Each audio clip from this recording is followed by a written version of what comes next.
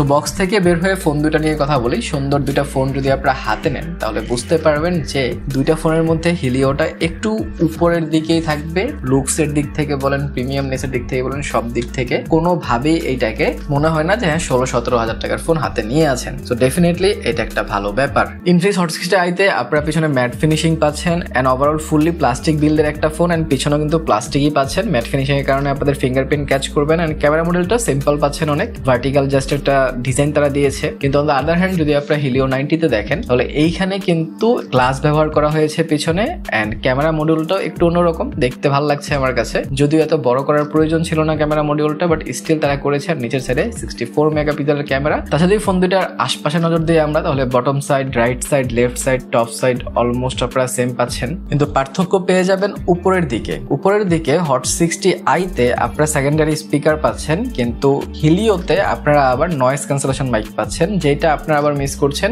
ইনফিনিক্সে, কারণ ইনফিনিক্সে noise cancellation mic কিন্তু দেওয়া হয় নাই। আবার হিলিওতে স্টেরিও স্পিকার দেওয়া হয় নাই। এখনো পর্যন্ত কিন্তু দুইটা ফোন অনেক হাড্ডাহাড্ডি টক্কর দিচ্ছে, যেহেতু বাজেটটা সিমিলার। আমরা আরো কিছু ফাইন্ড আউট করি যে দুইটার মধ্যে আর কি কি পার্থক্য পাওয়া যায়।